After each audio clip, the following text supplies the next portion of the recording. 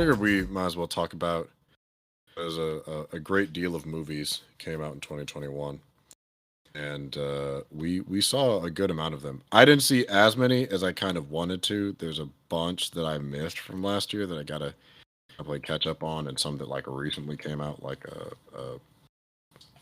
Macbeth and whatnot. But of the ones we did see, just kind of wanted to talk about. Um, I was able to come up with 10. Your 10 has an order. My 10 doesn't. Just a lot of the movies we enjoyed throughout the year. And I almost forgot a couple too. I'm trying to think, were there any on Netflix? Oh my God. I do. Oh, I have another one that I think might knock something. I'm making an adjustment because I remember. Yeah, one of these is getting knocked off. Oh, for sure. Yeah, you're gone, sadly. Okay. I think I have my final. Who's gone? Who's gone? Who got the honorary mention? Ghostbusters Afterlife got knocked off. Which. Oh, I know. How did you feel about Afterlife, by the way? We never really got a chance to talk about Afterlife. You haven't seen Matrix yet, so we can't talk about it. But I really enjoy Matrix. I really liked Afterlife. I liked that it was smaller. I like. Yeah, the smaller stakes. It was heartfelt. I really liked the climax. It felt genuine. It didn't feel like shoehorned in. It felt like it fit. I don't want any more from this part of Ghostbusters. Do something like do new people. Like if you're gonna keep it going, new adults, new situation. Have Ernie Hudson lead the team. Let that be your legacy show. Let's do Extreme Ghostbusters with Ernie Hudson. There. Yeah, I'm down for a new cast of Ghostbusters. Yeah, like I'm. Well, yeah, I think that's kind of what. Yeah, I want them to put the original 4 and this the whole kind of Gozer saga to rest. I'm glad they did. Really didn't need to be there, but there's a lot of people in this cast that came the fuck out of nowhere. I guess because the budget was smaller. Because J.K. Simmons plays Bo Shandor. He's there. He says like 2 lines. Yeah, he's there for 5 minutes. I'm like, why? That could have been literally anyone. Right, and then Olivia Wilde. Yeah, she was Gozer, and I'm like, she looks great. I noticed immediately. I was like, no. Here's the weird thing. I thought it was Demi Lovato. I did. Really? I knew immediately. I was like, is that? No, because I saw it and I'm like, is that Demi Lovato? Oh shit! No, she's a little thicker these days, so that's why I didn't think it was her. Yeah, but as time went on, I'm like, no, that can't be Demi Lovato because Demi, I mean, Demi's fine, but Demi thick, and I ain't got no complaints about that. But it is what it is. So then at the end credits, it said Olivia Wilde. I'm like, right. Olivia Wilde? What the fuck? What are you doing here? But no, I like the climax. I like how they are respectful to the past. The kid actors were good. McKenna Grace was fantastic in this movie. I'll say that much. I wish the black girl had more to do. I like it. The black girl didn't really have more to do. Up. Finn Wolfhard's character didn't really have a character arc. Finn Wolfhard's character was just kind of there. The only one who really had like heart in the story was the granddaughter. The granddaughter and like. And then they did the podcast. Honestly, podcast was there as comedic relief. Yeah, he was like a friend. Paul Rudd, podcast, and McKenna Grace. That's the main takeaways. We don't know who Egon's baby mama was. I thought it would have been what's her name? The girl from the first movie. But then she shows up and she's like, "Yeah, your father really loved you," or whatever. And it's just like, who the hell is the mama? Right. Don't worry about it. That's what. Because she looked at her, she's like, "Oh, you haven't met me." I'm like, "Who the hell did he fuck?" If it wasn't you, then who? You're the only one who would have said yes. She must have got married to Lewis, because that's what it was setting up in Ghostbusters 2, was them dating. I'm like, yeah, that's definitely one of those just like mysteries of history. It's like, who the fuck did Egon Spangler smash to produce a child willingly? Who looked at that hair and said, I need that dick?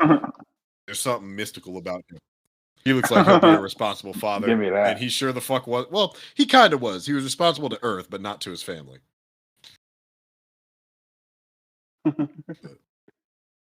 You can bust mine. You can bust mine in Ghost. You can bust me. Whatever. Ghosts aren't the only things busting that makes it feel good. But no, I thought the movie was good. I think it was heartfelt. I think it's a solid closer for that book. So let's move on with Ghostbusters. I have my issues with the movie. Yeah, so that's your honorable mention. That was an honorable, and okay. Matrix is honorable, and I got a couple of honorables. That's honorable. Matrix is honorable. Okay. Free Guy was a pleasant surprise. That's honorable. Free Guy is one of my honorables. Yeah. Zack Snyder's Justice League was honorable. And then, because these were initially the two I was fighting over, and they both wound up getting knocked off, Malcolm and Marie and Judas and the Black Messiah are also honorables. And I guess Bad Trip kind of too. But I think all of those movies are very good in their own different ways, but the ones that kind of got me this year are different. So yeah, so let me make sure I'm counting it right too. 2, 3, 5, 6, 7, 8, 9, 10. Yep, I got 10. Okay. So who's on your honorables? Okay, I know yours don't have a. So my honorables are. Yeah, I was surprised because this isn't based off of my best films of the year, but my favorite movies of the year. Okay, so yeah, Dune is an honorable for me. The Suicide Squad is an honorable for me. Shang-Chi is an honorable for me. And Don't Look Up. Those are all honorables. Don't Look Up was solid, the bits that I saw of it. Yeah, it was. I liked it. It wasn't amazing, but yeah, those are honorables. All movies I enjoyed. Damn, you must have seen some movies this year. I saw some. There's some other movies I really enjoyed a little bit more than those, or stuck with me a little bit longer. So how you want to do this? You want to go? I know yours isn't like ordered a ranked list, but I guess we can. Yeah, you could start with 10 and go back and forth. Yeah. So the first one, and this is the one because I was trying to think, because there's a bunch of streamers that I can't remember what I did and didn't see. I almost missed this one, and I'm so glad I didn't. I think it's one that you'll appreciate. So the first one I have here is the one what it knocked off the other ones. Inside. Bo Burnham's Inside. Oh my fucking god, I love Inside. It's so fucking good. Yep. Especially as someone who I didn't get like pandemic fatigue. I didn't really experience it nor understand it until about March of 2021. So about a year inside was when it clicked. And then I want to say May, because I didn't watch it around the same time as everybody. I was a little late to it. But I had when I watched it, it all locked in for me. Like, yeah, it's all catchy songs. I think it's some of Bo's best work, I'd say. It's really emotionally engaging. It's introspective. I think it's just all around fantastic. I want it to get a Grammy, at the minimum a nomination, because I thought it was phenomenal start to finish. Like I didn't watch a lot of musical stuff last year, but that was a standout for me. I still revisit it. Mm-hmm. Ooh, I'm moving a little bit of stuff around on my list. Oh, okay. Yeah, I was just thinking out loud. Well, yeah, Inside was great. That's how good it was. It's not even a movie technically, but it's so fucking good. It brings it onto the movie list. It does make an appearance on my list as well. I'll just say. What's starting at number 10 for me. This isn't particularly a good movie. We're talking movies we enjoyed. Not by any stretch. This is by any stretch of the imagination, but a movie that I went to go see this movie by myself, and I had some aiding substances with me, and I really, really had a fun time during my first viewing of Space Jam: A New Legacy. My man. Space Jam: A New Legacy was so much stupid fun. It's fun. I don't get the complaints, because here's the thing, and here's what I tell people. As someone that watched the original and then immediately watched A New Legacy, Space Jam is not and never has been a good movie. It is entertaining as all fuck. Thank you. But it is not good. No, neither one of these movies are good films, but they're fun and they're funny.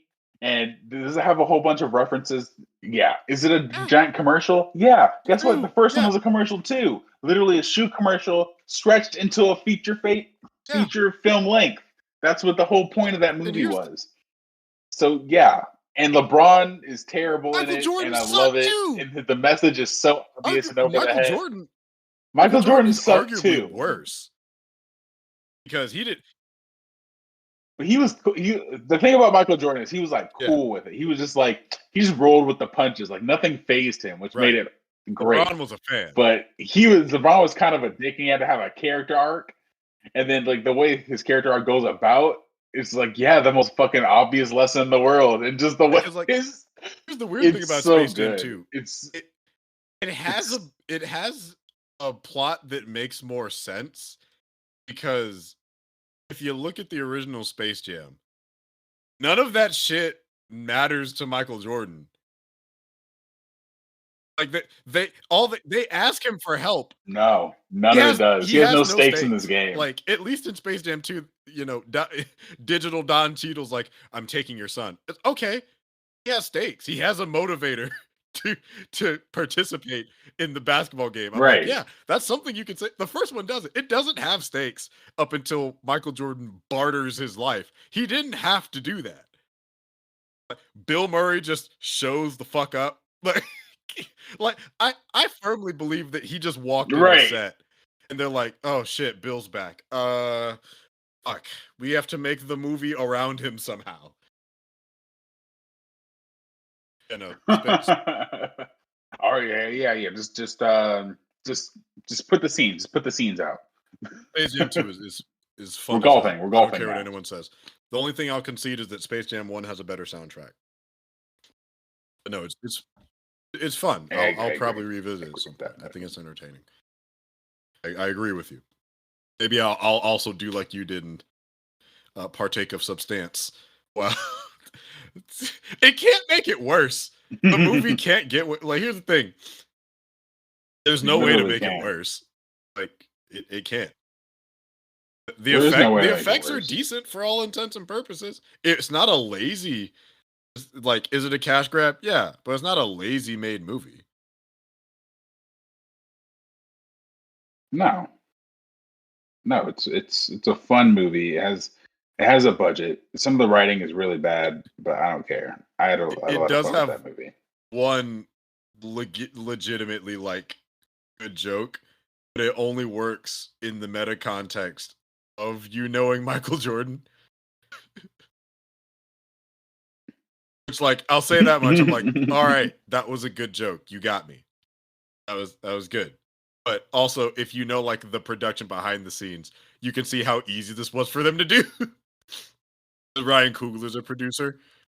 So when we talked about, when we did our review of Space Jam 2, it's like, oh, okay, that's how they did it. That probably saved them a lot of money. Get that one joke off. Like that might have been the joke that birthed the movie. It's like, no, what if it was him? Nah. He's probably too busy. If he cameos, put that in the script. Like, right, just in case. He might say yes. I have a day that clears up. It's not like Bill Murray, who it's like, fuck, we have to make the movie around him. It's like, oh, okay, yeah, we can just call him. It's 20 minutes. Right. Right, we're in different times now. Yeah, I'm literally redoing my list or reshuffling shit around as we're talking. My next one. So my next one was this one I didn't really expect, but it's pretty enjoyable. Demon Slayer Mugen Train. I sped through Demon Slayer as a series. I was at my old job, so I had a light schedule. So I was like watching it in between clients, and I found it pretty entertaining. I watched the show specifically so I could just watch the movie, and then I got into the theater and I was really entertained. Although I'm not like 100% on board the hype train for Demon Slayer, it is a very good anime, I'd say, in a lot of regards. It's like I watch my shows dubbed. I'm a fucking American, and I don't care. But it's like I like to hear my media in my language. Thanks. But yeah, no, I enjoyed it. I really like the action. I got attached to a character that prior to that in the series I'd only really seen for about 10 minutes. But it's also like I have a weird relationship with the character because the reason I got interested in the show is because I follow a cosplayer who cosplayed this character. I'm like, damn, she did a good ass job. I'll have to watch the show eventually. Okay. And then I got to the show, then I got to the movie, and I'm like, fuck. It has a really good like final fight, but the fights in between that I think are really like in terms of how they do the cinematography for the animation, I think is really creative. My Hero did a good job with their movie too. With this, there's like a whole sequence that's basically Spider-Man. Mugen Train. I don't know. I think just because I have that weird connection, that like parasocial relationship with the character, I grew to really appreciate them, and then kind of really feel by the end of the movie where it went. So yeah, it's my next one. What about you? What you got on your list? So for me, at number 9, I have an animated movie that was originally supposed to go to theaters, but because of the pandemic, it was picked up by Netflix and had a title change. And when I saw the trailer for it, I didn't think much of it. And then I started to hear really great reviews for it. And then I checked it out and I absolutely loved it. And that movie is The Mitchells vs. the Machines. Great things about it. It was so unique and it was so heartwarming and it was really funny and irreverent with how it used technology and this family dynamic and about a dad who's behind the times. And it's a story about a family and their fathers and daughters, and then incorporated with technology and like it's a character. I don't want to give any like information about it away because I know you're probably going to watch it. So they just it does certain things with its characters that other animated movies haven't done up until this point, and I think it handled it very well and very accessibly, or like I'm just gonna say this one very minor spoiler. The main character of the show or the movie is gay, but they don't like, and like they like tease about it towards the end of the movie, like, or like the mom or whatever. But it's very like, it's not like something they make like a big deal about it. Like being gay isn't something that defines your character. She's just a character that happens to be gay, which I As thought it's was really supposed to be. cool. And the fact that, as it's supposed to be, exactly. And yeah, man, I thought the journey and the character arcs of this family was very fun to watch and very heartfelt along the way. And it's made by Sony, and they've been killing it with animation. And yeah, I just had a lot of fun with this one. Yeah. It was Yeah, fantastic. like I was initially a little bit. Check it out. Put off a little bit, just because like the title seemed bland. Then I started listening to like animation and cartoon reviews. It's better than what it originally was. It was called Connected. That is worse. That's the original. Sony kind of sucks at titles. Now that I think we're supposed to go to theater. Not the greatest at that.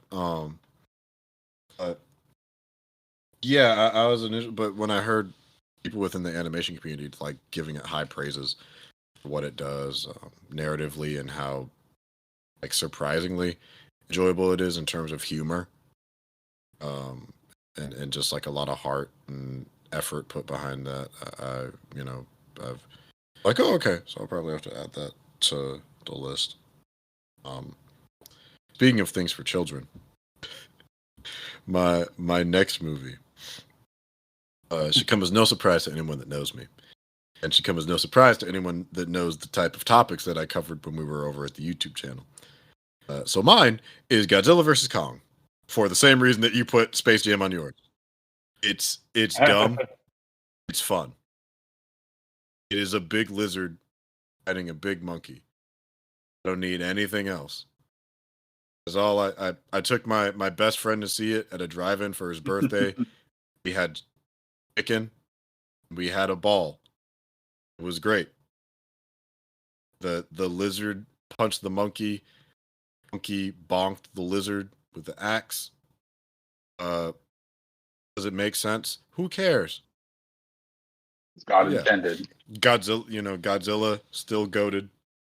I know it was just entertaining, and I want more from the MonsterVerse. I want more projects. I want more Mothra, more Ghidorah, more. Well, we are getting a Skull Island spinoff soon. I want more from this universe. I don't want this to be it. They have a lot of creative ideas conceptually in the tank, and yeah, I mean, just I want to see more of it. Does it have problems? Oh yeah. It's the problems in the movie might be almost as bad as Space Jam, but it's fun. I like fun things. Just enjoy fun things. It is by no means perfect. There's a lot of things that could be improved in the movie in terms of like, apparently a lot of the movie was cut too. You can tell. I think that's probably my biggest gripe. There's a really significant character that shows. Is that a breakneck speed? That it movie wastes no time. He said, "Look, we know why you're here. So just saddle up. This monkey and this lizard are gonna fight. So let's get to it." I got Godzilla vs. Kong for me. What? Yeah, I thought the fighting was fun in that movie. I forgot that it had come out that last year. I'm not as big as, and that was March. That's right. Yeah, I'm not as invested into the MonsterVerse as you are, because quite frankly, I never saw the 2014 Godzilla. I saw King of the Monsters, then I saw Skull Island. So yeah, I was like, oh okay. I was like a casual watcher, like kind of how like people casually watch some of the Marvel movies. I was like a casual viewer for this one. Like I enjoyed it. It was fun. You don't need the context of just the fighting parts. A little bit of context of King of the Monsters, but you don't really need context from the other movies to get it. It more so just adds to the movie. You can enjoy it as a standalone, right? But what's your next one?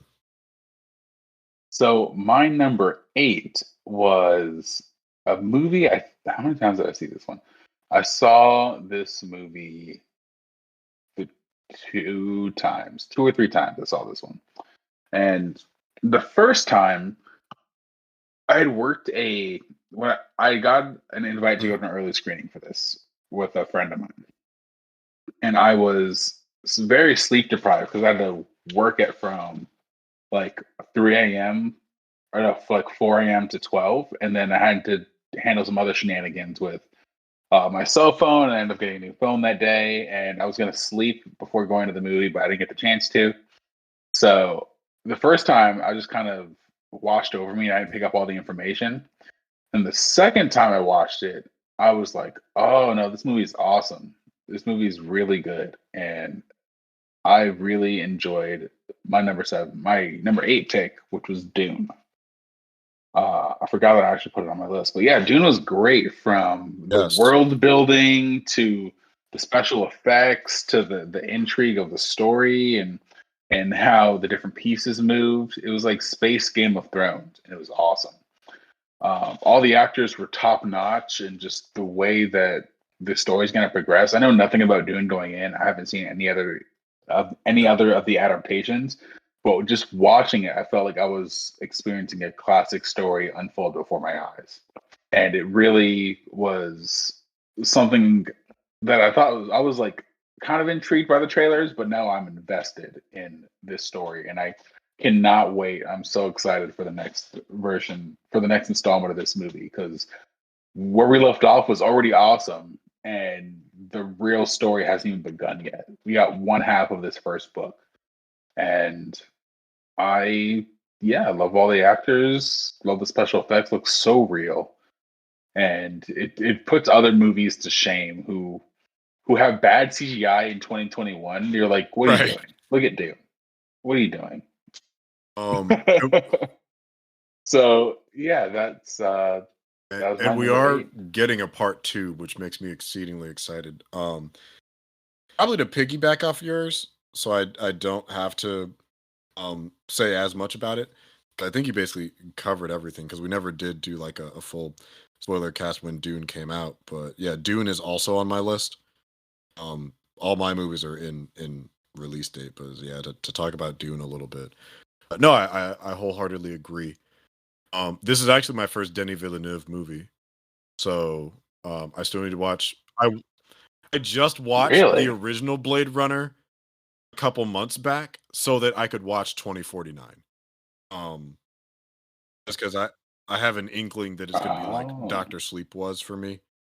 But yeah, this is my first movie. It was phenomenal. Oh, you gotta check out Arrival. That movie's insane. My best friend and Enemy and Prisoners. I know. I've missed a lot. I know. My best friend loves Arrival, so he's sung its praises all the time. Matter of fact, it came up recently in the conversation. We were talking about alien sex, but regardless, I know Dune, start to finish, was just amazing. For a movie that's damn near 3 hours, the pacing is incredible. Oh my god. This and a couple other movies, I think, throughout the year just have amazing pacing. I think this is a year that had pretty good pacing on movies. I'll say that. I wasn't really particularly nothing really felt like a slog, but Dune, that's just impeccable. World building was great. I really like the cast. I like the universe. I like how he doesn't shy away from the weirdness of space.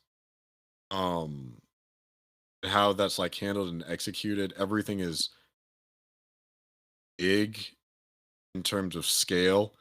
It helps like connect. Honestly, Yeah. and I think it's probably because he has a greater role in part 2. It's more centric on him versus the buildup of him. I'd say Paul Atreides is probably the weakest part. Not in performance. Chalamet is fine.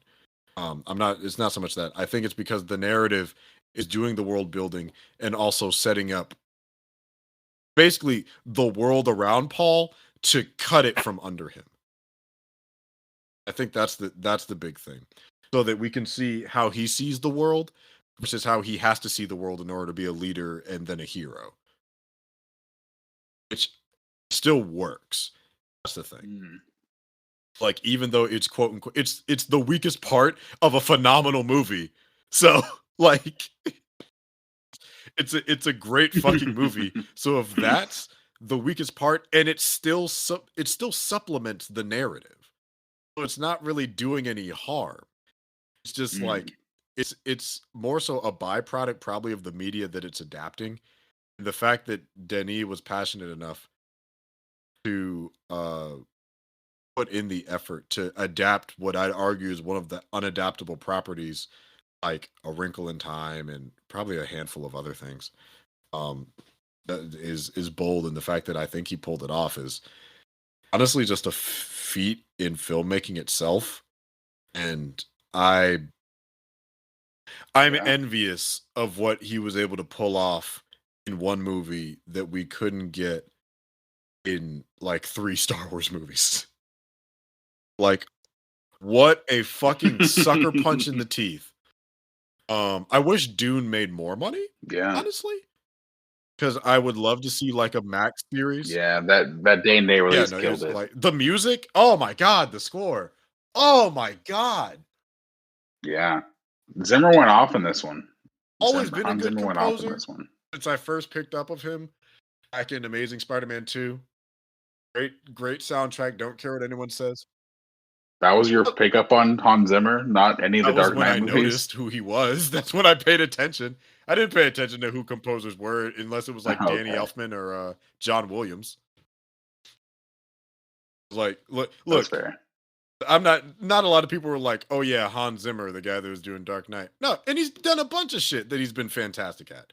I'm just saying that was when I went online at noticing True. like him as a composer, and then him doing Dune. Jesus Christ!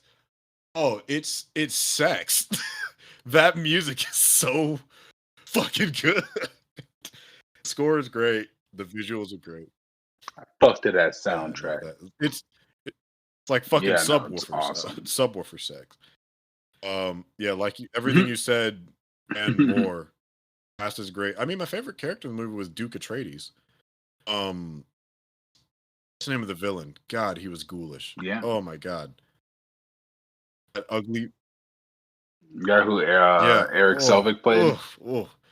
Gross, grimy, disgust. Like Big everybody floaty did boy. what they were supposed to do. Seeing him up on that ceiling just makes your skin crawl. Ugh. The way that they did the voice was cool. The voice, yeah, that was dope. Like the way they showed the loss of time or the loss of loss of time and perception. Like when the mother, the queen mother or whatever, like called him forward and in the blink of an eye, he's already there. I know it all worked for me. And I saw it at the Alamo, so I was extra comfortable. Yeah, no, it was all around fantastic movie. I don't know what else there is to say. Like this is the type of sci-fi that I kind of want more of. I'm not saying it doesn't exist, but like coming out of that, I'm like, this is when people talk sci-fi shit, this is what people are gonna talk about. Oh, definitely. No, this is sci-fi done right for sure. People like yeah, it was like Star Wars, Star Trek, absolutely changed the game. But like even when watching Boba this past week, it's like, oh yeah, the sand dunes with the spice traders. I'm like, yeah, lifted right from fucking Dune, straight from it. I'm like, it's like what's it's like, oh, literally shameless like copy. ripped straight from it. It's just like, oh, what spice? Oh, that spice, and it's just this fucking dust that comes out of a box. I'm like, yeah, it's Frank Herbert, like almost beat for beat, down to it getting you high. So, yeah, if we started talking about Dune, we'd be here another hour. This is a great fucking movie. Yeah, exactly. Yeah, man. So my number 7 was a movie I wasn't really anticipating, but I ended up watching it did I watch it fully twice? No. I watched it once and then it was so good. My mom was watching it the next day and I came in to like cook some food as she was watching it and I just stayed for the rest of the movie because I enjoyed it so much. One of the few movies this year to make me cry. That movie at number 7 is I need King to see it. Richard. It's on the list. Yeah, King Richard was really good. Will Smith was at first I was like, Will Smith playing this kind of role. When the movie first started, I was like, Will Smith kind of doing this accent. I don't know if it's working for me. But then as the movie went on, you really fell into this character and you believed this character and what he stood for and what he was trying to do for his daughters and just the impact that they had and just all the struggles that they went through to get to that point and how determined their father was to get them the opportunity to put them in the position where they are today to be these world famous tennis stars. And normally I'm not huge on biopics, like I'll watch them, but for some reason this one just kind of hit me differently. And yeah, I think it's a fantastic film. Like it's more than a sports movie, it's a family movie, it's a drama, it's a movie about like not giving up, or it's a movie about hope and drive and family. And yeah, I really enjoyed King Richard. It was Um, dope. and not even to because I still am gonna watch it. It was one that it just time got away from me while it was up on Max, so I was like, damn, I really want to see this. But I found out actually from a conversation with somebody that was telling me about their experience watching King Richard, because I had a different one, and they were looking at it from the perspective of like a parent. And I think part of what makes it different is because it's not about the athletes per se. It's about the perspective of the one that kind of created them and trained them to be great versus the athlete themselves doing the work. Also, it's a narrative about a black father. These are things that we don't really get to see a lot in terms of Hollywood, and the fact that Will Smith has kind of done this a couple of times says a lot. So I found out that apparently Venus and Serena have like 7 other siblings. Oh yeah. I like this was news to me when I heard it this past week, and like this is like I didn't know until the yeah, and movie. this is Yeah. like his second family out of like 3. I'm like, whoo, fuck. Puts a lot of things in the. This is gonna very much make my viewing experience very interesting. But of course, it's a biopic. There's narrative liberties that are going to be taken. So I don't think that's Yeah. going to take away from the experience. I think it's just an interesting thing that I learned. So going into it, it's not really going to change much. I'm just like, wow, that's an interesting thing about how that context would apply to like some of these big events too. Yeah, this man's like Ego from Guardians 2, Yeah, having all yeah. these kids. So found the ones Like I need to find the one that's the best. that were beat with the greatness. Right. It's like, oh, I hear you have the world's greatest tennis star. I Like have try to train all of them until I find the great ones. Yeah, no, it was dope, man. It was funny. What is your next This is movie? gonna come as a surprise, I'd say, and I forgot this came out this year. Uh, but when I watched it, I was. It's simple. It's straightforward. It's fun. It's stylistic. Um, it's brutal but not overdone. And it was something that I was weirdly looking forward to, only because when I heard it announced, I was like, "What the fuck could this possibly be about?" Gunpowder Milkshake. Um, Okay. Strong cast. You know, we got like Angela Bassett, Karen Gillan, who played Circe, for Lena Headey, cast is fire. Paula Gugino's in it. Yeah, I don't know, it's simple, it's good action. It's like has kind of like a neon undertone to it. Like the way things are shot and framed is good. It has like gun kata, but also like person to person fights that work. It doesn't. You know how a lot of times, especially with like us talking about superhero movies and stuff like that, the way that they frame women fighting, one, action is kind of choppy, and two, sometimes it's like almost feels like the narrative has to overcompensate for the woman's capabilities. I was sitting through Gunpowder Milkshake. I just believed that they were all competent like Yeah. this. Like, oh, they're using guns. Oh, they're using cannons and rifles and shit and like nailing motherfuckers. And I'm like, yeah, I believe that they could do this. And it's just like, or if it's Karen Gillan fighting like three dudes in around a bowling alley and she's like using a bowling ball to like break kneecaps and shit. I'm like, I can actually reasonably believe this. Because like they also will get a few licks in on them. So they're not invincible. They take hits and they get back up. So I kind of like that. I like the way that it was shot. I like how it was compiled. It's supposed to be getting a sequel, so I'm really, really intrigued by that. Yeah, no, it's like a girl bossy movie without being overt about it, because I think they're leaning more into the fact that it's a narrative. It's a mother-daughter narrative. At the heart of it, that's what it's about. Is a daughter trying to reconnect with her mom in the wake of her dad's death, and following in her father and her mother's footsteps, even though they wouldn't have wanted her to. And just a series of like shitty negative circumstances, and there's like a crime syndicate and stuff. So there's a nice open door where it ends, and some characters get lost along the way. But I just think it was just fun overall, and the fact that it was on Netflix made it accessible. So it was just fun. Just enjoyed it. I think the acting was good.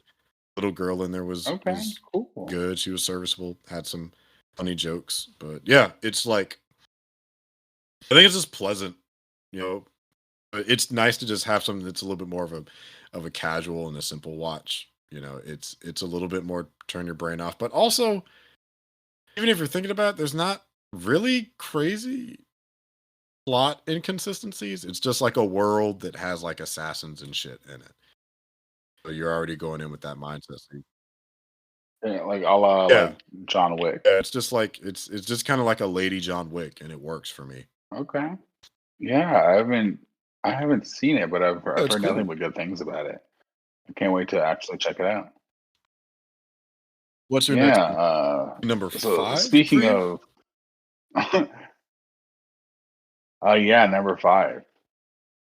Wait, no, this is 6. number 6 for me. Number 6. So speaking of Mhm. girl bosses, actually no, this has nothing to do with girl bosses. But I saw this movie also alone in theaters, and I cried. I cried like a baby. I sang. I enjoyed myself. And then it stuck with me. I think the main reason this made it on is because it stuck with me after I watched it. And that movie number 6 for me is In the Really? Heights. I really No, The that wasn't supposed to judgment be in your judgment. voice. I'm curious as to your thoughts about. I enjoyed In the Heights for so what are your feelings about it? Okay, so yeah, In the Heights stayed with me because I don't know, just had such life and such flavor, and it was about community, and then this guy's role, feeling what his role was, and like it's his duty to his family, it's his duty to himself and his community, and this I just thought some of the music was really catchy, like the opening number really stuck with me, and then Benny's Dispatch really stuck with me. And then there's a scene towards the end with a certain character, and that you see it, you see certain events, and you've seen like movies like this before. You see certain things coming, but when it actually hits, it's like it still impacts you. And yeah, it got me. And yeah, it I've seen a few musicals this year, and this one just really um worked for me. It really worked for me. I like the direction. I thought the cast was wonderful. And yeah, even our girl, our With new Leslie Grace. Batgirl got put on because of this movie with Leslie Grace. And yeah, I think it's just going to be a musical for the ages. And yeah, I let me know enjoyed what In the went on. Heights. I liked In the Heights. It was one of the movies I was actually looking forward to a lot in 2021. There wasn't really like disappointment. I think it was more so leading up to it. I was excited, and I watched it, and I'm like, oh, that was good. It didn't. I think that's the difference is it didn't stay with me as long, like, don't get me wrong, I do like the music. Like, I think the In the Heights theme is great, and that opening kind of dance and everything, fucking fantastic. It's beautiful. It's great. I think the thing is, about the rest of the movie, I don't know if they get to as great, you know, no pun intended, but heights as The music's that opening. the music is not as great as Hamilton. Like, I still I think agree, Hamilton's but a better and this one musical. did come first, like in But terms of him, in terms of his projects. You know, so there was In the Heights, I think it was 2012, 2011. And then Hamilton was a couple years later. right. So his style did change, but you can also clearly tell it's Lin-Manuel Miranda's music because he has a sound, how he composes, and how he writes lyrics where you can tell it's him. Like Mm-hmm. No, there's a certain he cadence to the does, way he and the writes. way I joked about like Hamilton is that Lin-Manuel Miranda writes raps like a history teacher doing Eminem. I love his music. I think that's probably what it is that I don't know if the rest of it, and I enjoyed it, and I even now and then keep thinking about the dancing that happened where they had the power outage. One before that, and it was like Yeah. You're shaking your ass for about half of the heights. Oh, real nice. They want to dance with me. You know, there's a couple songs some songs that No, stick yeah, I out. Or think actually, the water park scene was really good. That sequence was really great. yeah, the Yeah, dance numbers are really good in it. I'll say something. I liked it more than West Side Story. I but thought has it was I'll better than say this West Side much: Story. this Even though probably has a better lead than West Side Story does. well, I think Ansel Elgort did Got good. outshined by I think everybody, he did according good to with the role he was everyone given. said. I don't necessarily agree with that. I think he I don't think he I was still gotta. good though. I'll I make was like, myself see West because like everyone says it's so good. I just Ansel doesn't strike me as a Tony. That's gonna be a bit of a suspension of disbelief. Everyone else, I'm not really worried about. It's a lot of new faces, but when I saw that he was cast as Tony, I'm like, you're gonna have to make me believe this one, Steven. He just, I don't know if I could see him as like 60s and like I can't. He looks like he get bullied by them. oh, you have an I have a investment personal in West investment in Side West Side Story. Story. I've done it. So Yeah, I saw the movie once when I was a kid, I and then I never saw saw the this new movie one. until the week I had to perform it. So I was like, Mm. "Oh, really? That's pretty great." Yeah, In the Heights. Yeah, but it was fun, and I like the Yeah. community sense, and yeah, the acting was all really good. And at that point in time, I'd never been to New York, and I'm a sucker for like New York content. So I agree with you. It's fun. Um, the music is great. Yeah, Don't get me wrong, the music's great. Like the music in the Heights is fucking fire. it is. Yeah, man. So what is next on your Uh, list? What's your number you know, 6, or now is it that I your think number about 5? it, it's my first superhero movie of the year. Like of the year. It's my first superhero movie Oh, on this list. Not the first one I saw that year. Saw several. But well, it's connected to something we talked about earlier, and it's The Suicide Squad. That movie was great. It was fun. It redeemed the bullshit that we had to suffer through in 2016. Um, I keep getting cock teased with a good version of Harley Quinn in terms of outfits. Like, don't get me wrong, her character was on point in this movie. Best that she's been yet, in my opinion. And they had her in the perfect outfit right at the beginning, and only the beginning. Then they stuck her in a dress, and I, in the context of the story, I get it. I wish she would have gone back. Her cool ass pants and outfit just irks me. But James Gunn does it again. Bunch of ragtag, bunch of fucking misfits. Wind up getting emotionally invested in all of them. I actually of his superhero movies, I think this is his best one, in my opinion, in terms of the ones with the big two. Like Suicide Squad is actually probably my favorite, even compared to both Guardians movies. I like Guardians 1. I think Guardians 1 is a top tier Marvel movie. Somehow, I think it's because he had more freedom because between an R rating and a PG-13, he could do more. And I'll say this, that Suicide Squad does better. I sympathize with the villain.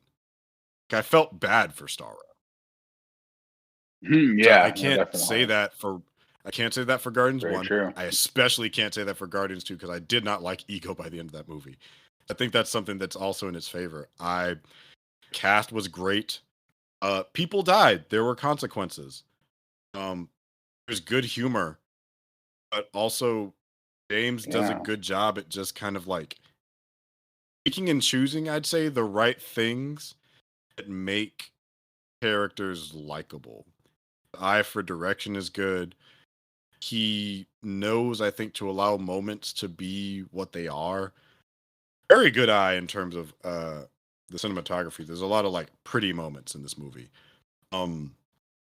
That dome shot when Rick Flag fought Peacemaker is probably one of my favorite shots from the year.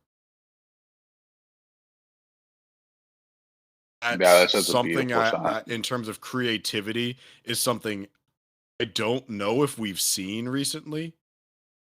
Like there's a couple like standout visual elements from the year.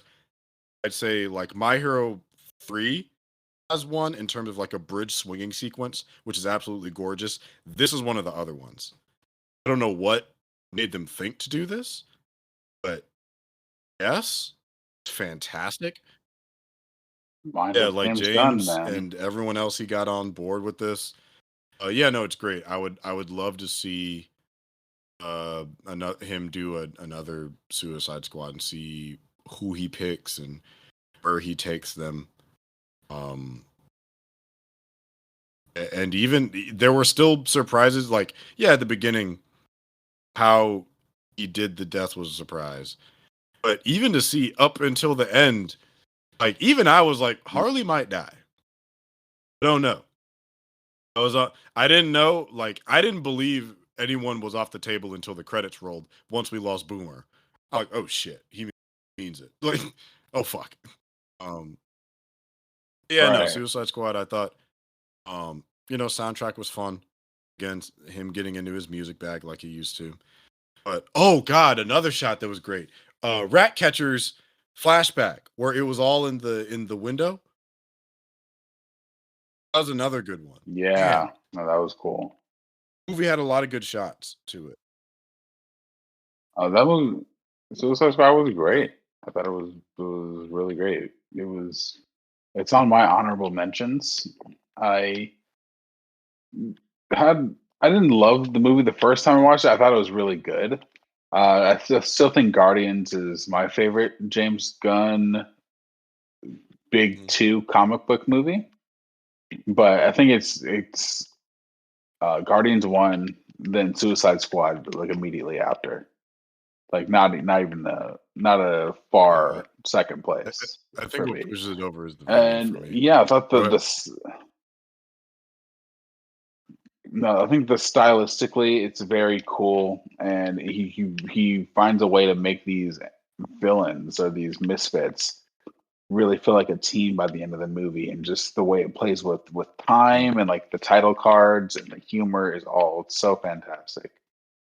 And yeah, it's gonna go down as one of the best comic book movies of 2021 and one of the best DC movies made to date for sure. And I look forward to seeing what else James Gunn gets to do in the DC sandbox. Where he talked about Peacemaker earlier. The first 3 episodes of that are great. I think so. I really enjoyed Suicide Squad. I really did, but I think I'm enjoying Peacemaker more than Suicide Squad. And that's not a knock on Suicide Squad. This is a testament to how much I like Peacemaker. I think I like Suicide Squad a little more than Peacemaker, but I think it's just because there's diversity of like characters and actors that I'm more so familiar with. With Peacemaker, everybody's kind of new except for everyone's new to me except for John Cena and Danielle, who plays I'm Mm-hmm. forgetting her name already. Adebayo. Yeah, Adebayo. so it's like because I know her from Orange is the New Black, so I'm like, okay, so it's like this less familiarity. So, but there's room for growth. Oh, and I guess I know the dad too from Terminator. But yeah, so it's like there's a lot of room for growth. I still very much greatly enjoy Peacemaker. So that's a strong testament, I'd say, to James in both projects, that he was kind of able to do it and keep it going in a different medium.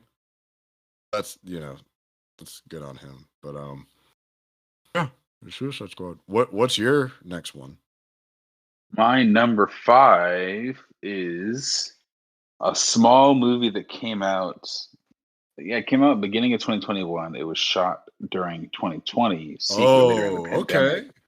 And yeah, it stars two people. And I know I think it was a pretty It was. polarizing movie, but I could not take my eyes off of Yes. Malcolm and Marie. And it was I don't know, man. It was Yes. so chaotic and so destructive, and the conversations were just felt so real and organic. And Zendaya and John David Washington were acting their asses off as this argument, and I feel like a lot of people thought it was unpleasant, and they're like in this, they're like in this place are like, damn, like, do y'all need a room or something? Like, I feel like I Right. shouldn't be here while y'all are doing this. I'm like, yes, that's why I loved it. It feels so real, so raw, so organic. And there's like one tangent, like towards the middle of the movie or towards the end of the movie, it goes on a little too long. And I love that it's not like a conclusive ending. It's just one night in this Yeah. couple's relationship.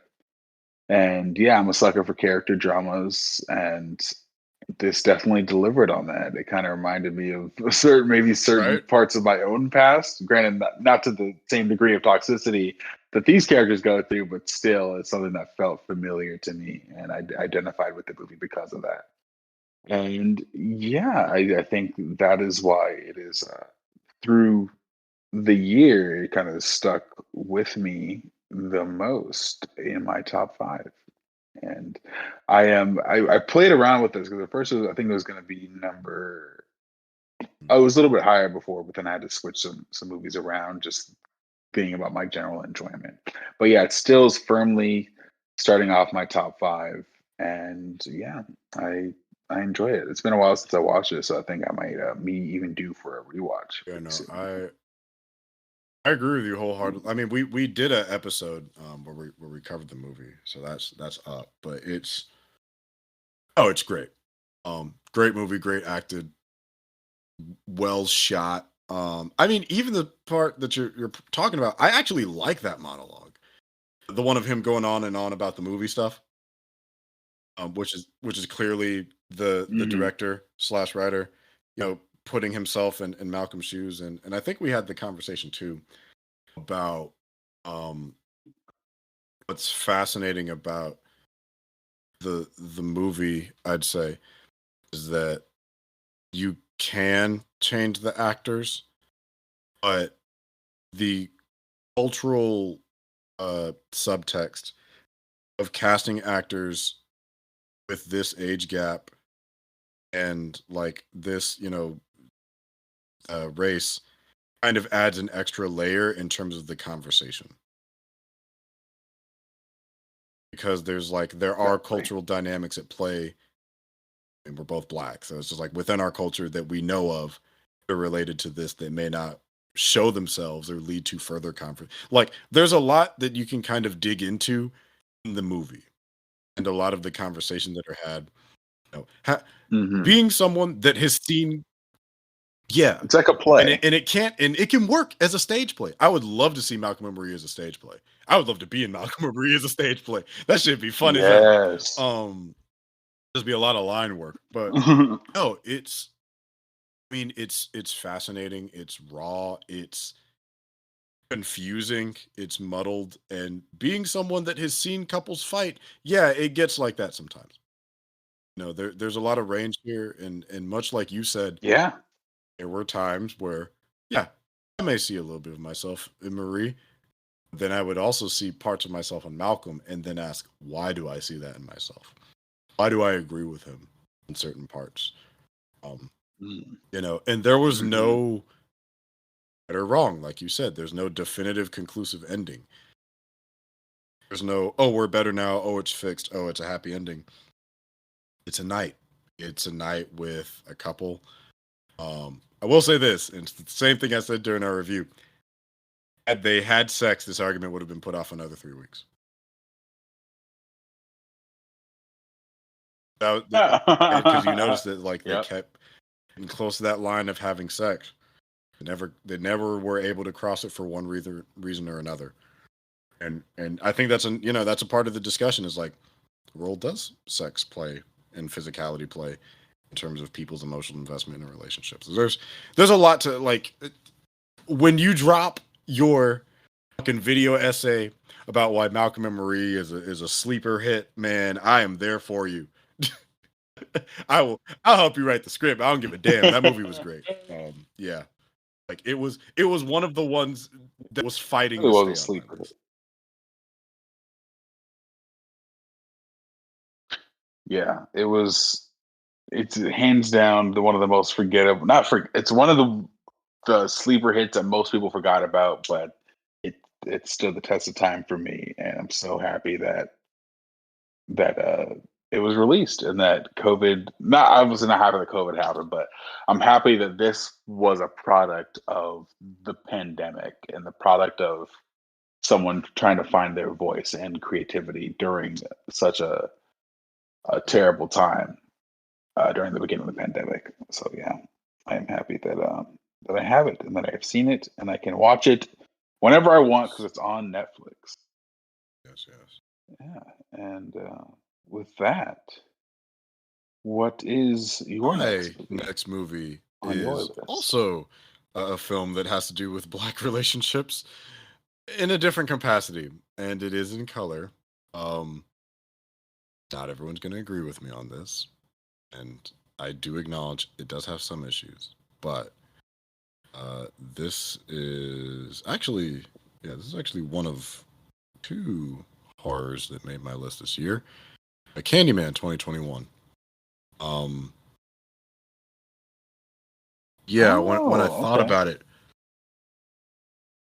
my response exiting the theater is just still one of just chills and people. I haven't walked out of theater kind of left like that, I don't think, because I don't watch a lot of horrors in theaters. Like I do love the genre, but I don't always go out to see them. But this is one that I've been highly anticipating for a while. I still need to watch Nia DaCosta's first project, but with her especially going on to do the Marvels from Marvel soon, I really wanted to kind of entertain this, and I watched the original beforehand. It's a pretty damn good horror movie. Seeing the elements in which it builds upon that. The cast in this movie is great. I think, although I can see people and how they might get conflicted with a lot of the social messaging going on in the movie, I still think it kind of helps it. I will say part of the issue is probably because the image of like a Black millennial versus the image of like a young Black person in Chicago from between the 80s and like 2020, very different culture, very different way they relate to their identity, very different person, especially with your relationship to your background. And I think there are just a lot of elements that sat well with me. Also, just the production of this movie. Say what you will about the execution of thematic elements, even some of the horror elements of it. But I will say, the way it's shot, the way it's color graded is great. Score is great. The way things are framed, I think, works really well. There's like, even as you see, I think not Calvin. Damn it, what was the kid's name? I'm forgetting his name. So I can't remember off the I top. don't remember. But the way the body horror just unfolds throughout the movie is like so sickeningly gross. You know, as his skin peels and he gets more and more infected, lose the hand, like it's just gross and brutal. The way it kind of toys with the nature of different relationships and expectations, how people kind of look in terms of perception. Like there's a lot that I think has room to be dug into. It might have been a little bit overcrowded, but I do think it was well intentioned. And for me personally, I think it landed for the most part. So it is something. It is a movie that I'd say stuck with me without, it still having issues. And also, yeah, like I said, the production stuff is great. The paper puppets, I think that was one of the highlights of the movie, honestly, in terms of the production, is the way, especially in the credits, it spells out the narrative of, this concept, this idea, what that kind of, how what it represents has changed throughout time, kind of like, because it's the nature of the evolution of fables. And, in Black culture, griots and shit throughout African history, the way we tell stories, the way we tell narratives is a big part of our culture. It's in our music, it's in our stories, it's in our films. And it's also kind of how narratives and information gets passed down, and kind of tying that in with like perception related to like police violence, and like intracultural connectivity to your roots, especially like Chicago's roots. Like I have some light criticisms, I'd say, in terms of what I've come to understand as people's issues with the movie. I do not take them as issue with the movie. More so me, I understand other people's critiques of the movie, but they're not ones that I specifically have had for it. So I just came out loving it from day one. I almost bought it the other day because I saw it in a value pack, but the other day it was fucking Black Friday. It was 2 months ago. Jesus Christ. But no, I really enjoyed the movie. I feel like I need to go through and dissect it because there's a lot in there. And I think it's a little bit like Malcolm and Marie, where there's like so much going on that it can kind of get muddled down in itself. It never felt sanctimonious to me either. It felt like it was earnest. So yeah, that's mine. What's your next one? Yeah. Yeah, Candyman didn't. I liked Candyman. I think I liked a lot of the actions. I thought the cool. I thought it was very creative, and it was got me excited for Nia DaCosta's next project. I didn't really see. I haven't seen the original Candyman or then the other sequels. But yeah, I think directorial wise, You just did a need to see the fantastic first job. one. Really? You don't gotta see the other two. Okay, yeah, I watched the first one. And yeah, I definitely appreciate it. Didn't love the movie, but I could definitely appreciate her directorial stylings and the message she was going for. Like I understood it. And with that, my next movie, my number 4, a movie we never thought would ever be real, and I think I loved this movie because I did a 2-for-1 special with this one. So what I did was I went back. Can't remember if I had HBO Max at the time. No, I did. HBO Max, and right before it came out, and I went back and watched the 2017 Justice League, and I watched it in its entirety. And I was like, okay, this is all right. This is like you can tell the mishmash and whatnot. But then I immediately, after watching 2017 Justice League, went into Zack Snyder's Justice League, which is my number 4. And I was like, holy shit, this is like a million times better. because you actually feel the stakes, and it takes its time, and you feel the weight and the impending threat coming. And because I literally watched them back to back, Suffered. like watched for the first. I think I watched 2017 for the first time, I think, since I saw it in theaters, and then I went to the 4-hour version. I was like certain scenes, but like obviously it's cut differently. The original Avengers movie. I think I like it more than Avengers 2012. Hot take. It's a hot take. It is a hot take, yeah. I think I like it more than Avengers 2012. Not more than Endgame or Infinity War, but more than Avengers 12. Oh, I thought you went crazy. No, not that crazy. Not that crazy. I think it's a phenomenal film, and the way it uses its characters, whether you like the suits or don't like the suits, and the depth it gives Cyborg and how he really gets to shine, and he's really the heart of that movie, which is mind-boggling that they took all the great stuff with Cyborg out of the 2017 movie. Like, what were they thinking?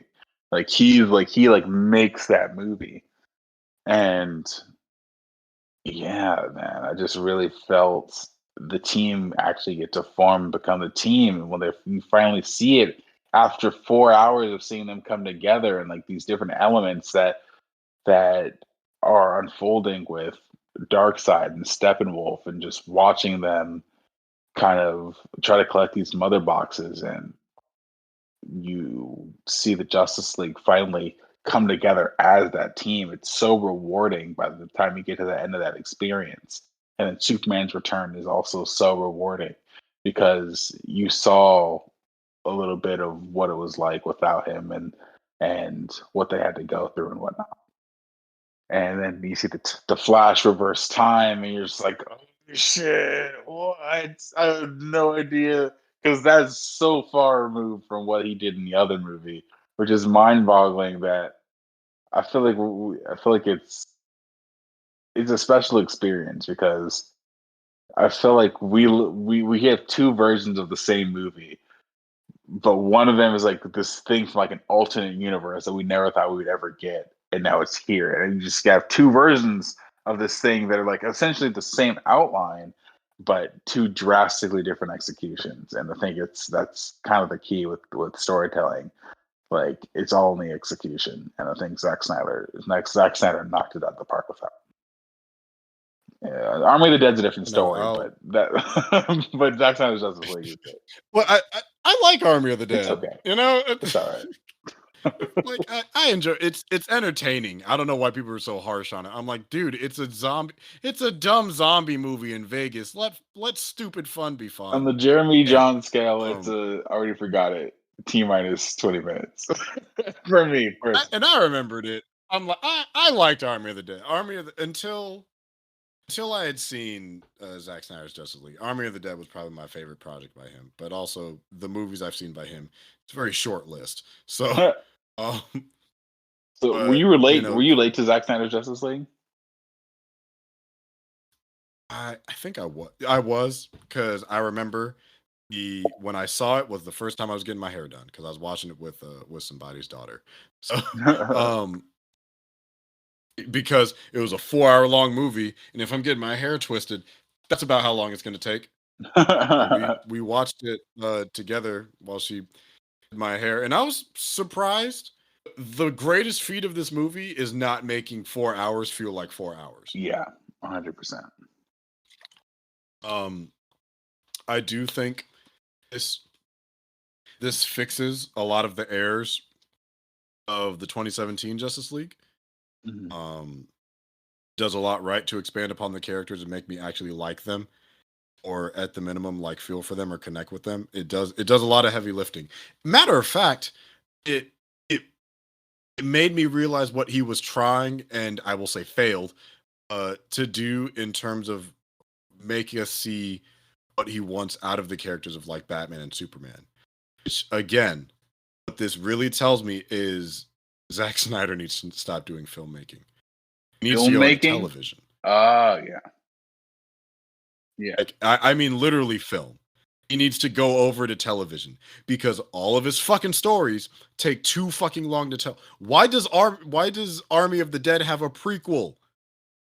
Why? I didn't watch it. I don't know. I'm not saying like I still need to watch Army of Thieves, and I'm gonna watch the Army of the Dead prequel anime when that comes out. But it takes too long to tell his stories. So why don't you do TV? An HBO Max show. Give him a Netflix show. I think he's a really big ideas guy, which I can sympathize with because I am too. The thing is, I don't think it lends itself to the narrative of traditional storytelling in terms of film. Agree. I like Zack Snyder's Justice League. I think it does a lot of stuff right. It doesn't fix all of my gripes with his movie or with his adaptation of the characters, but it does do a lot of stuff right. And I did really, really like it. For me, personally, I can't put it above Avengers 2012, but I can see where the point of comparison comes from. Like, it's just hard. You're comparing a 4-hour movie to like a 2 and some change hour movie. It's like, and they seek to do different things too. And especially like, don't get me wrong, Avengers 1 is still a classic. Yeah. It's personal taste. It's personal taste. Personal taste. Yeah. I can't dog on your personal taste. It's not my personal taste. I can respect that. No, but I agree with you. I think it is a great movie. I think it's Zack's best work. I just think Zack doesn't need to do movies anymore. I think he needs to do television. I think if Zack Snyder does a TV series, he will excel far beyond anything he's ever done in film. I think people will appreciate him infinitely more because then if you gave Zack Snyder, you know how we gave James Gunn a Peacemaker show? Mm-hmm. If you gave Zack Snyder like a Booster Gold show, some shit. Who's somebody that we're not that like, or like a Green Lantern show?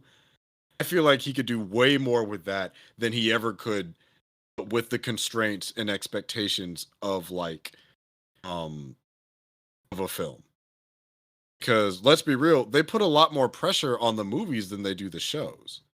True. Think about all the bullshit they get away with on CW. Yeah, no, there's some bullshit, especially what's that one show? Legends of Tomorrow. They don't really give a fuck what they do over there. No, and it gets views. They get views. Zack Snyder has the name. Somewhere in him is the talent. This, I think, shows a lot of that. I just don't think his ideas lend themselves to short form storytelling. I think he needs long form storytelling. I think that's one of the cruxes of this is that it's not.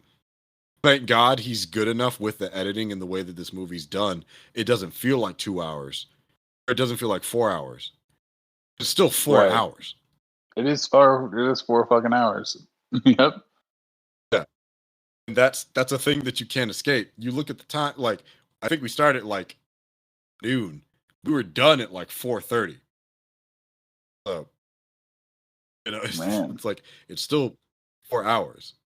It's like if it's a movie, because Irishman wasn't 4 hours, and I didn't even watch Irishman. Nope, I still have to finish that movie. It's a long fucking movie. So, like that said, Zach deserves his flowers for this. Zach deserves his praises. But the fact that they had to fight to get this done, this is one of the weirdest accomplishments in film history, and it's going to go down as such forever.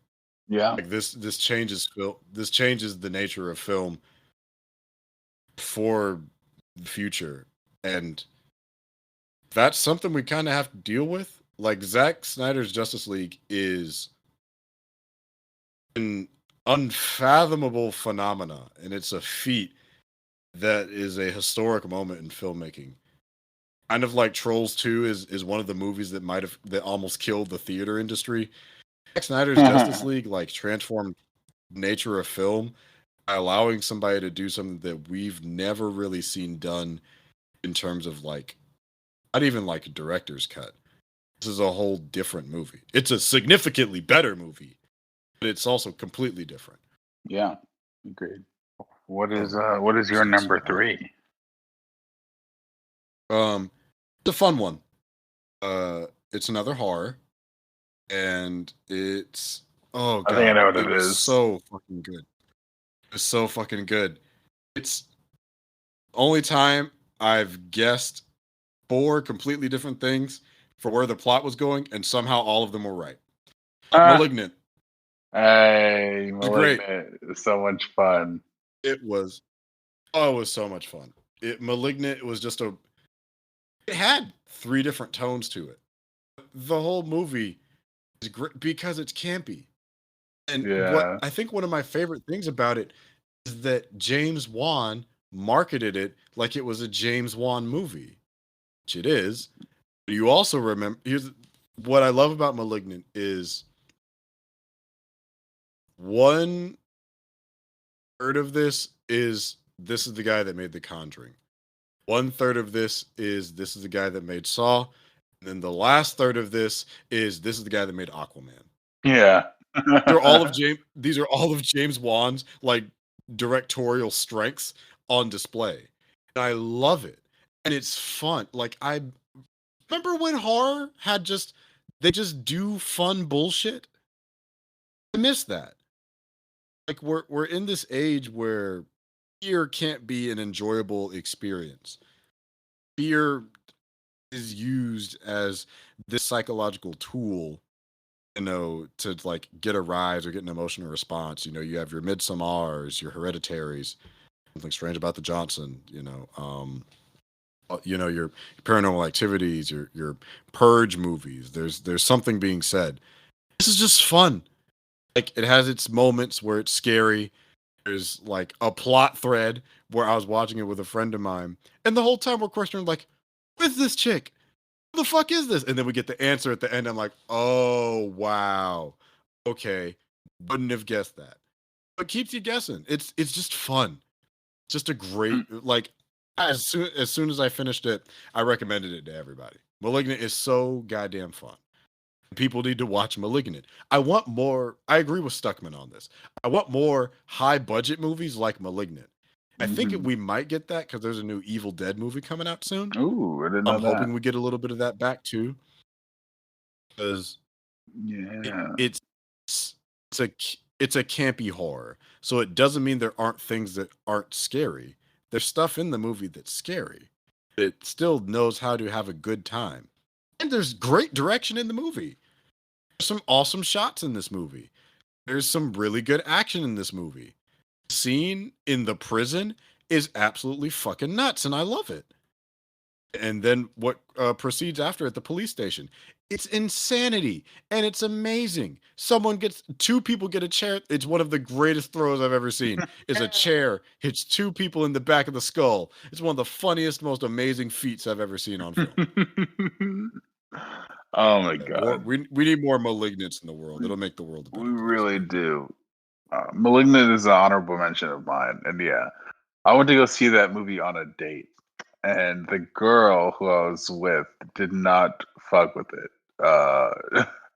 So we ended up missing like the first 5 minutes of the movie because we were shenaniganing before the movie started, and then we watched it, and then the only part we saw, minor spoilers, is that we walk in on the part where she's like, "We have to cut out the cancer," so we didn't see anything leading up to that. And you're like, "What the?" We're like, "What the Oh, fuck that is shit. happening?"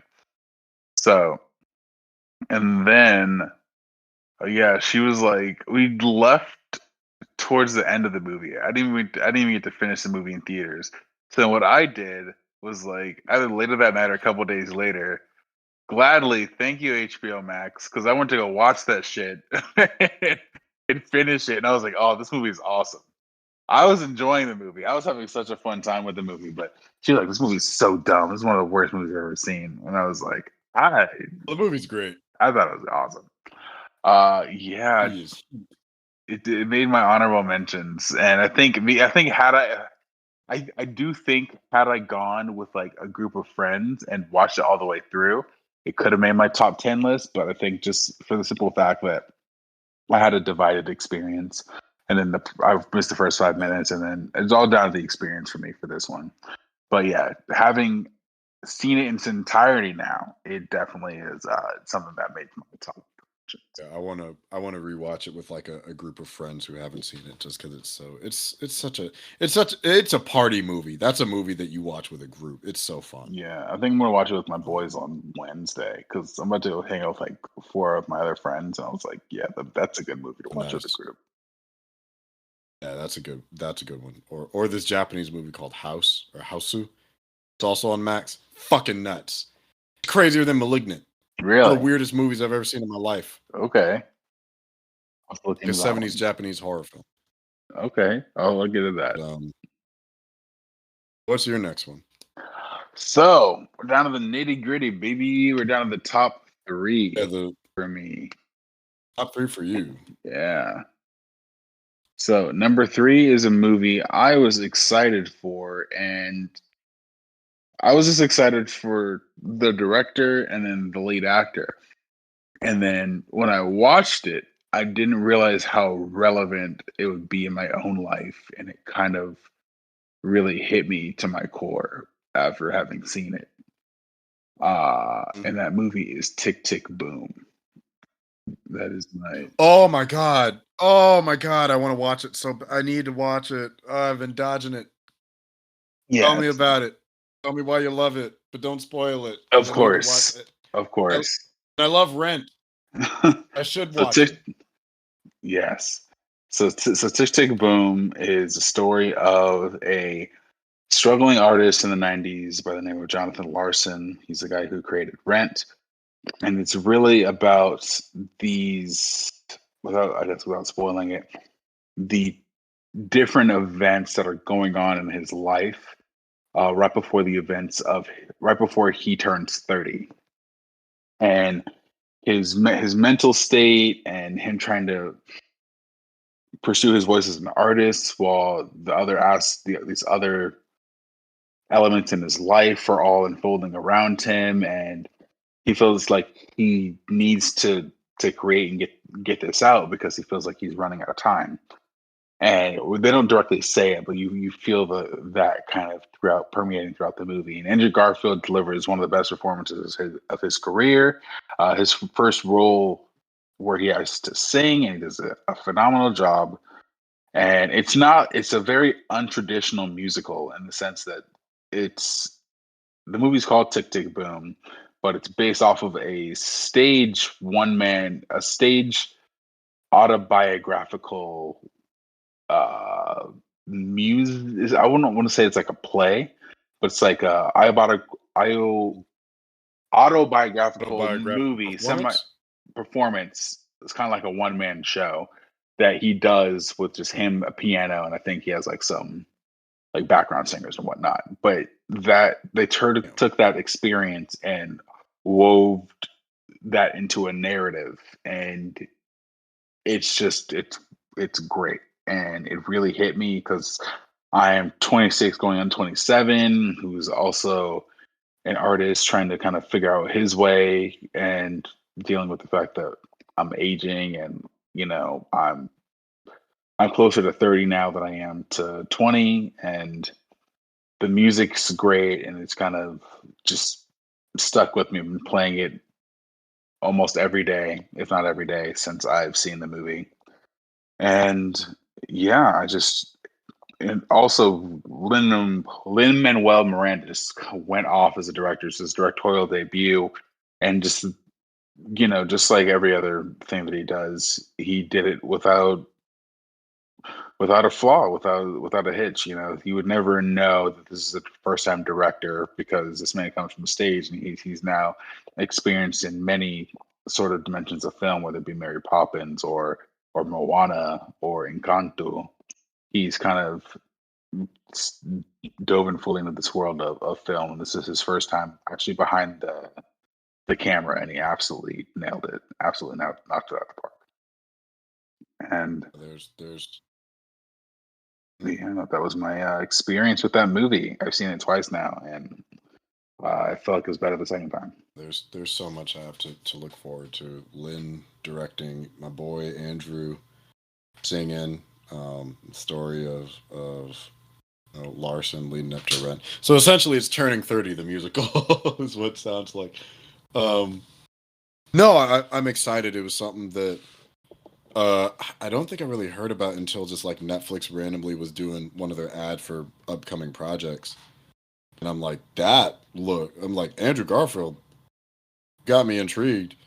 And then just seeing more and more about what it was about and why, and yeah, no, I'm excited to watch. I just need to. How long was it? It was like 2 hours, 2.5 hours. It's about, I think it's 2 hours and 20 minutes, if I'm not mistaken. Okay. Yeah, so I need to organize my life around that. But, yeah. Haven't seen it. No, I'm sorry. I misspoke. It is 2 hours. Is 1 hour and 55 minutes. Oh shit! Yeah, wow, a really? little under 2 hours. Yeah, that is what the internet just told me. Unexpected, but really appreciated. A concise musical. Damn, I didn't know we made those. Right. It's like I said, it's not a traditional musical. Well, all right then. Yeah, any other thoughts about that's your number 3? That is my number 3. Okay, so we talked about my third from the bottom, since mine is in chronological order or release date order. So my third one was Dune. So I guess I can go to my second one. This is one that I was definitely looking forward to as soon as I saw the trailer for it and it showed who the cast was. Simple premise, amazing talent. Another Netflix movie. The Harder They Fell. God damn. Start to finish, great time. I love the acting. Everyone acted their ass off. It was almost all people I recognized too. You know, Idris, Lakeith, Regina King, Jonathan Majors, Zazie Beetz. Just thinking about it right now, it's just a movie full of stars. There are cool little touches like the train named after Chadwick Boseman. I like the gunslinger element to it. Like, what's fascinating is I love Django. Django, I think, is a really fun cowboy movie. I think this is a better black cowboy movie than Django. And the craziest thing is there's no niggas in this movie. Not one is said. At most, there is. I think somebody says colored at some point. Now, don't get me wrong; it's still R-rated. They still say fuck and shit, and there's violence and people get shot brutally. Like, there's some intense violence. Like it's some rough deaths in this movie, but it's very much like a whittle them down. You see how all the plans move in tandem with one another. Just overall enjoyed the movie. It's just great. I think it was something that it's one of those things where you don't really realize you need it till you see it. And seeing, on the one side, I want more stories of Afrofuturism. I want like a black Star Wars or a black Dune or something like that. Conversely, I still want like black old school projects too. Coming of a family that's like, old school. That's like, we used to grow up with Westerns. This is the type of shit that I would want to show like to my kids because so many of them are inspired by actual historical figures.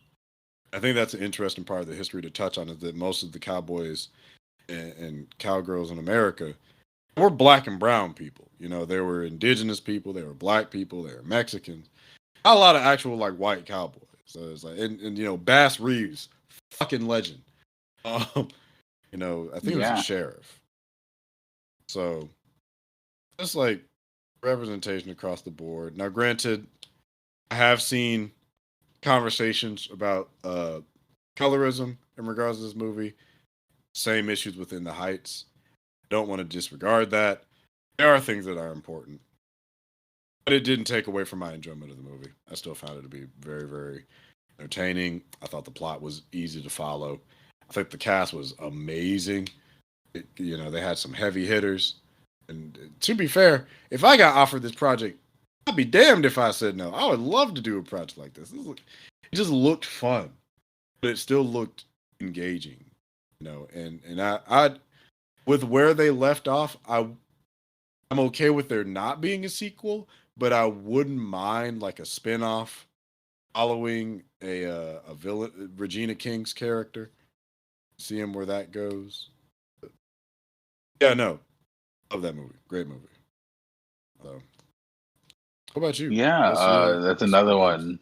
So the harder they fall, is another one that made my honorary mentions. I just thought it had so much life, and directorial style was so inspired, and their incorporation of music into the movie. And Jonathan Majors is just a fucking star in the making, man. And it had powerhouse. It was so irreverent and so lively in the way that it had both its costumings, its set, the way it incorporated music into it. Just the way that it moved its actors. It was fresh yet classic at the same time with its story. I don't think it's a perfect movie. There's a couple of story elements in the middle-ish that I think are a little dumb, but outside of that one segment of the movie, I really enjoyed it. I really loved it. I thought it was funny. I thought it was tragic in some instances, and yeah, hopefully maybe one day they'll do a sequel. And yeah, that is my my thoughts on that. Yeah. And with that being said, I think we're down to the last two now. Yeah. So my number two, was a movie I was extremely excited for. It was something I was extremely excited for going into it because I love this person's other work, and I was more than not disappointed. I was shooketh to my core having seen this for the first time, and yeah, Daddy made you some content. Daddy made you your favorite open wide. My number two is Bo Burnham Inside. Holy Fuck yeah. shit. Holy shit. This I doesn't even constitute being a movie, but just it was so It's a movie. It's a movie. It's a movie. Fuck it. It's so irreverent. I think specials count as movies. Okay. All right, we're gonna count this one then. It's an hour and a I count half. specials as movies. It's feature Yeah, length. that's movie. Yeah, feature length is what, 45 minutes? No, feature length is an hour and a half or 85 minutes, 80 minutes, something like that. Okay. But this is an hour and a half. It counts to me. It's a one-man show that Bo Burnham did over the course of a year, trying to make a comedy special. And it becomes so much more than that. It is a commentary on society. It is about mental health. It is about this man trying to maintain his sanity while trying to entertain for an audience who doesn't know how it will be received or not. And from lighting to filming to performance to editing to filming, he does it all himself, and he has something to say, and he brought us this amazing piece of art that was the only I enjoyed a lot of stuff this year, but I think it's the only thing that inspired me that was like, fuck, I gotta create something. I gotta do something. And I think because of that, it holds a special place in my heart. Also, I listened to music nonstop for like months after. Yes. All the Same. songs are great. Not one flop. And Not one. yeah, They all bang. they all bang, they all slap, they all hit. And yeah, Bo really did something special with this one. Like something that makes other comedians in this field like, oh fuck, that's genius. And I was like, yeah, we all saw that is genius and deserves all the awards that could get. Mhm. And I'm happy that it exists in our life, and I hope Bo Burnham is okay. And that is, I do too. yeah, and yeah, that is my number 2. Great pick. I mean, I don't know what else we can say about it. It's just it. He ain't missed. Bo Burnham ain't missed yet. Let's keep one thing clear. He ain't missed, bro. Of the middle millennials, I haven't seen a project by Bo that I've been really like let down with. I still need to watch Zach Stone as a Star. I still need to watch 8th Grade, but I've heard positive things about both. I 8th Grade's great. I haven't seen Zach Stone. I think I remember like starting it way back when it first aired, but if there's anything to be said, he's a talented motherfucker, and he's constantly evolving in a way I think that works, and it is ironic, not ironic. It's a funny coincidence that he did drop his song about cancel culture, and then all that shit went down with Dave Chappelle. It is just kind of like a funny cultural parallel for something like that happen. It's like, damn, it didn't even take a year. But yeah, so the last movie I have on my list is just no surprise at all. We talked about it for 3 hours. Spider-Man No Way Home. Yeah. We've said all we need to say about it. Does it have flaws? Sure. I don't care. It's a great movie. It's a great Peter Parker movie. It's a great Spider-Man movie. It gave me a bunch of things I wanted, and that's all I asked for. The only thing I want now is an action figure of the suit, as we're calling it, the suit. The suit. This version of Spider-Man has had enough ugly suits. He's had some decent suits. He's had some good suits. They gave him a great suit. I want that suit. Is he now a definitive suit? He has a definitive suit. I want it in toy form. I want it on my body. And that's it. I want to wear it. I want it on my skin. I want it on my skin. I want to wear it. Like a glove. Man. It puts the Spidey suit on its skin, or else it gets the goblin bombs again. And I don't want that shit. No. It's a great movie. If you want our thoughts, go listen to the last episode where we talked about it. Yeah. So actually, I know you just kind of said that for yourself, but my number 1 is actually something of a surprise. Did not see it coming. Saw it pretty recently, actually, and it kind of just blew me away. And it was this little indie movie that I saw 4 times, and who the fuck am I kidding? Everybody knows it's fucking Spider-Man. It's fucking Spider-Man. What was your number 2? Bo Burnham. That was my number 2. Oh, okay. Yeah.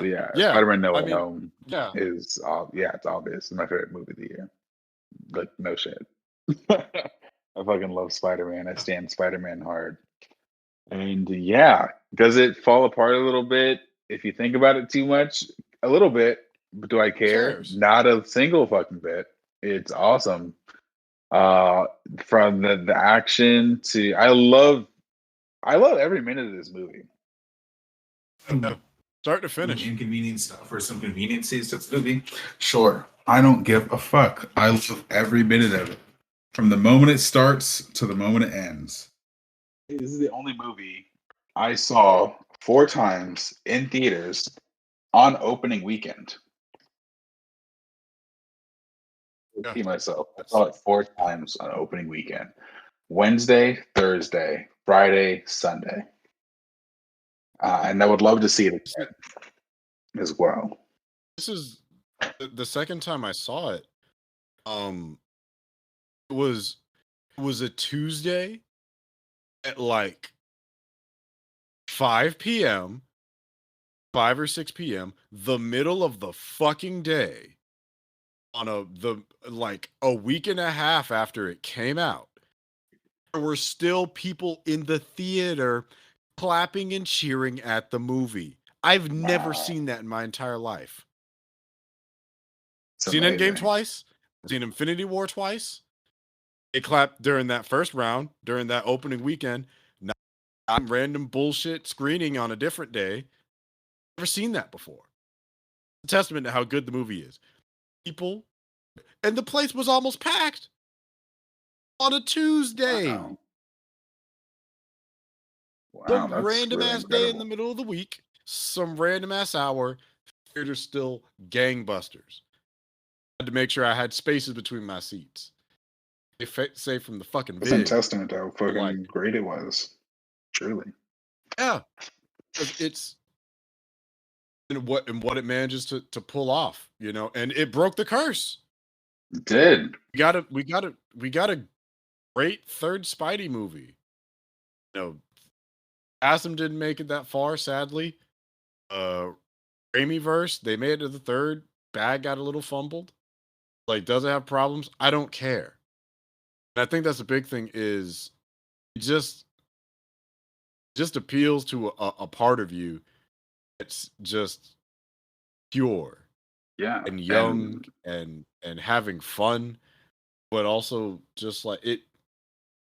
That whole everyman thing that people are asking about for Peter Parker, I think that really appeals to the person, all of us. We may not be able to know what it's like to swing from buildings miles high in the sky or fight bad guys like that. We know grief. We know loss. We know pain.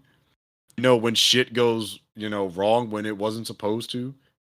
We know getting our fucking business aired out.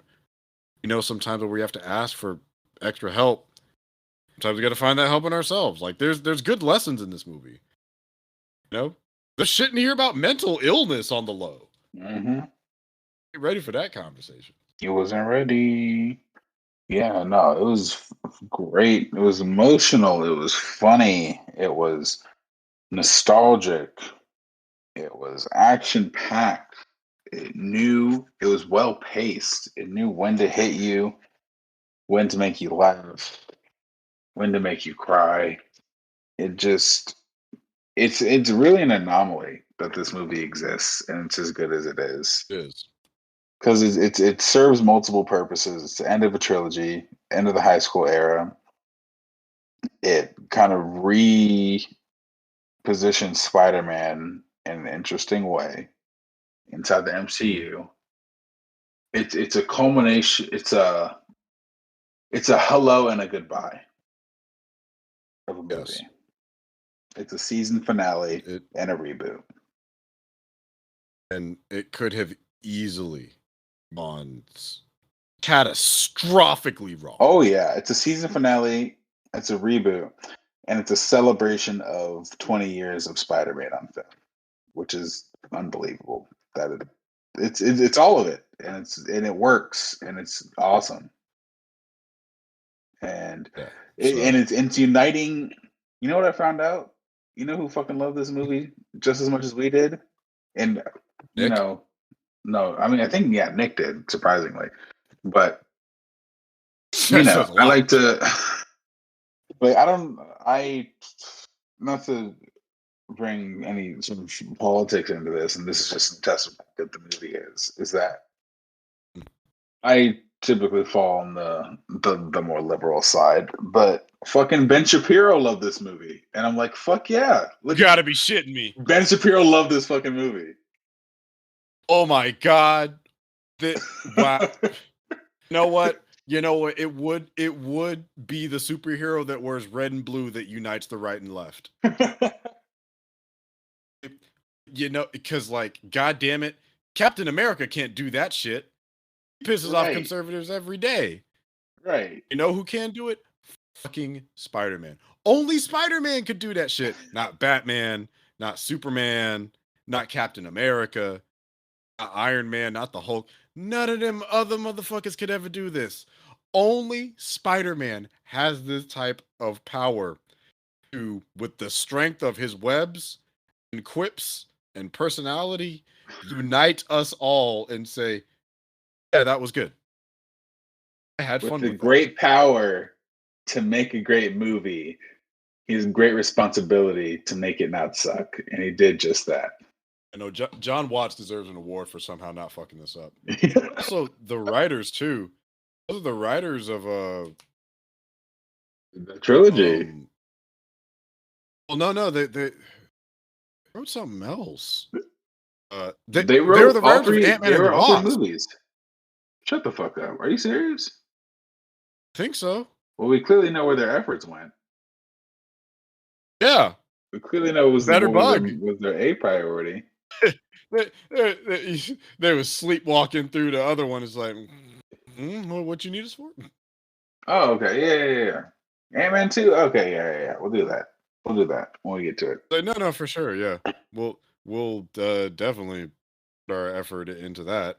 Why wouldn't we? Yikes. Yeah, it is now the 8th highest grossing film of all time. That's incredible. It deserves it. That's insane. Cost over $1 billion and it hasn't been a month. Wow. Good Lord. Yeah, I'm Ant-Man and the Wasp.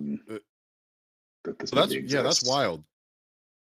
8.7. This is a wild film credit list because he's also,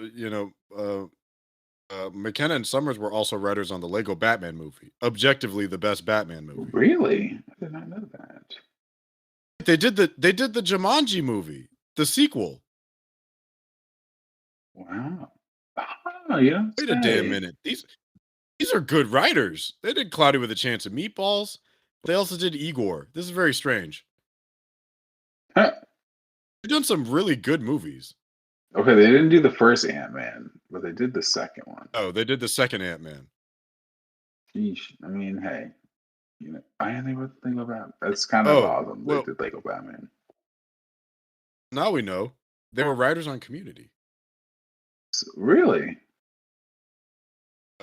Chris McKenna was, and let's say about Eric Summers. Interesting. Oh yeah, Chris McKenna didn't work on with him on the other one on Batman. Holy shit! What? Eric Summers worked on Drawn Together. Oh no way! That's crazy. They both worked on American Dad. They both worked on Community.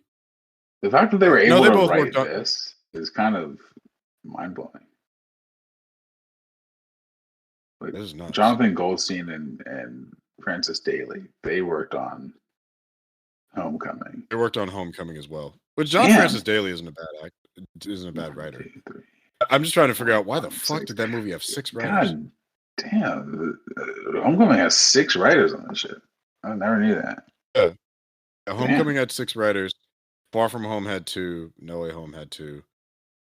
Ant-Man and the Wasp had 5. Yeah, had 5. Well, that's why that movie came out how it did. It had 5 writers. It wasn't just them.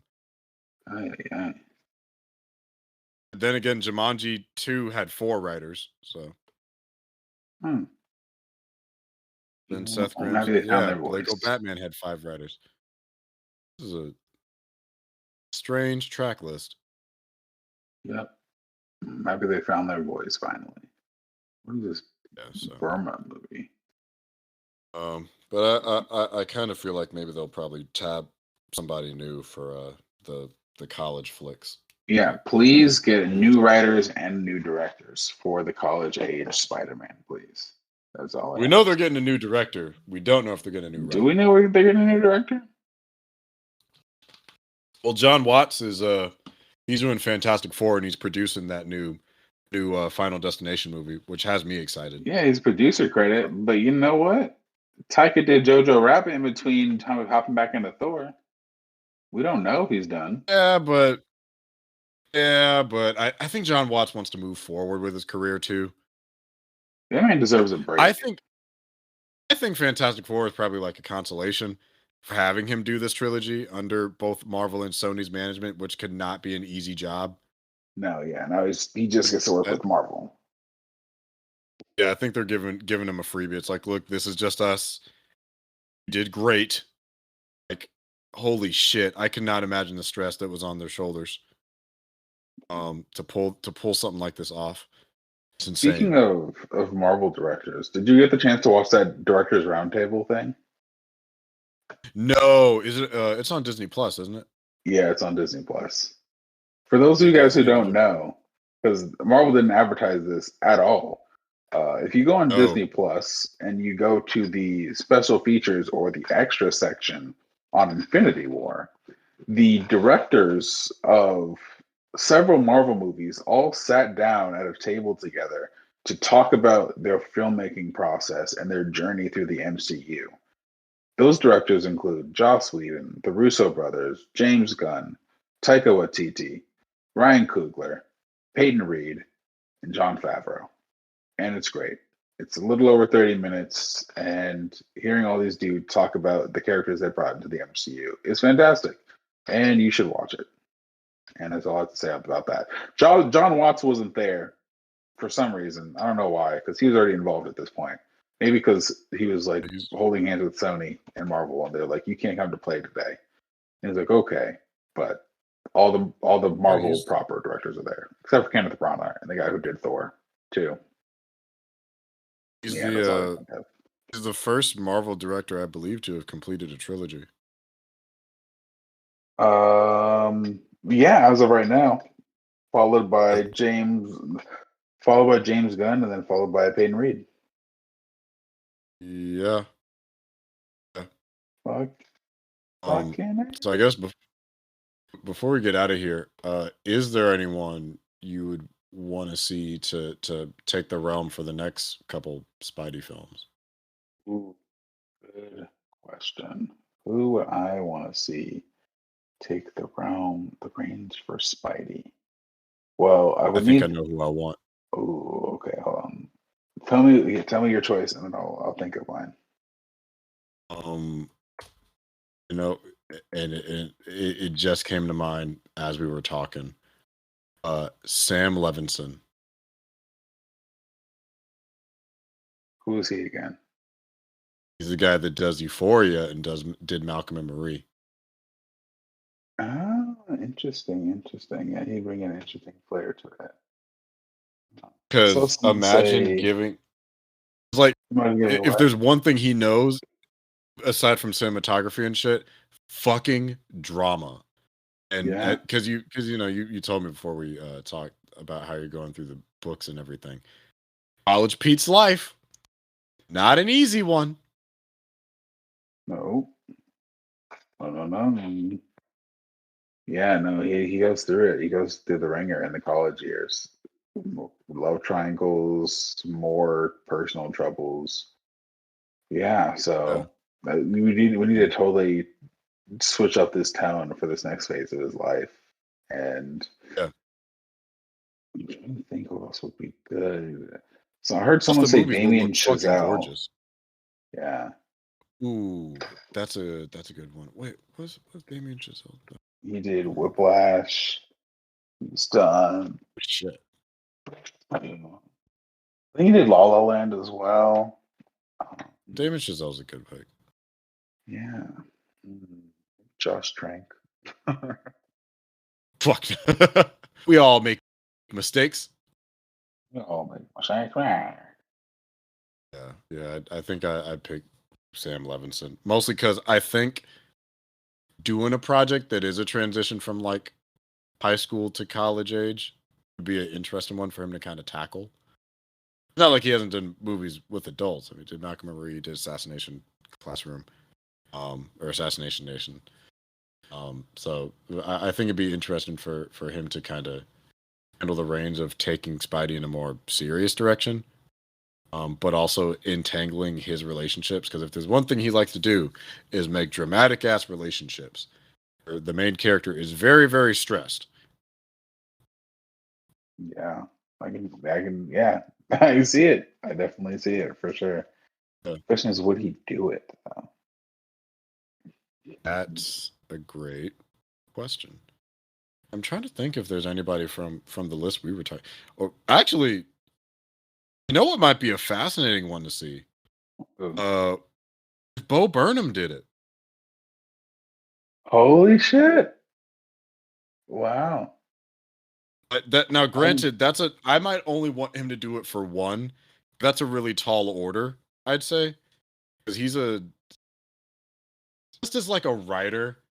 I'm not saying that he couldn't, but that's a lot of pressure on a director, Yeah, and no. him getting caught in all that corporate bullshit. I don't want him to like get fucked up as a result of it. Yeah, no. Like, Bo already has enough issues. We don't need to actually, screw him okay, up have more. Bo be a writer. Have Sam Levinson Yeah. direct. Ooh, okay. I dig it. Yeah, let Bo write Spider-Man. I like Yeah, that. let him be a writer on it. I think as a writer, he'd do a great job. Let Lin-Manuel Miranda write Spider-Man or direct Spider-Man. I mean, I don't think he'd do bad. I don't think he'd do bad. He'd probably catch a lot of the culture of New York. It's true. Yeah, he Spider-Man starts understands swinging through drama. Washington Heights. Washington Heights. James Cameron. Let's give James Cameron another shot at Spider-Man. Oh God, I don't know how I'd feel. But he's too busy with all those fucking Avatar sequels. Oh that yeah, we haven't seen anything from. We're supposed to be getting the first one of those this year, aren't we?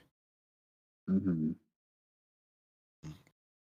Oh, maybe next time we can go through that roster. But yeah. So who is your pick for a director and maybe writer for future Spidey before we get out of here? Director and writer. Shoot. Okay. Just a director. Just You don't have to pick a writer. Okay. You said Damien Chazelle, right? I did. It says other people had said that though. I'm like, who would be my personal chick? You know who I would want? I'm not thinking of film. I'm trying not to think of film directors. I want to think of someone who's done television.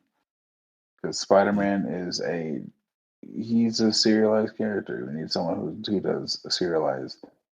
Ooh, who are the? Let's get the showrunner from Sex Ed. Let's get them to do Spider-Man. Okay. He gets characters. I mean, that's high school, but they get characters on a deeper level. Who's the showrunner? Laurie Nunn? That's the creator. I know she's the showrunner. Yeah, she can write it. She can write Peter. Get Woody Allen to do. God. Woody Allen. The worst Spider-Man. The darkest timeline, truly. Darkest timeline. Woody Allen Spider-Man. Quentin Tarantino Spider-Man. J.J. Abrams Spider-Man. He lens flares off his damn mask every couple of minutes. Brad Bird Spider-Man. Look, you don't understand how good Brad Bird Spider-Man would be. We don't live in a timeline that is kind enough to give us a Brad Bird Spider-Man movie. Joss Whedon. Remember Renew Your Vows? That's what Brad Bird Spider-Man would be, and it'd be fucking amazing. He's a wholesome married father of two. Are you just saying that because he did Incredibles? Oh no, I'm thinking of Annie and May Parker. Okay. No, because he said the Family Man Spider-Man, and I guess he did Incredibles. Yeah, he'd be an adult teaching his kids to web swing and shit. I mean, Brad Bird was my pick for Fantastic Four.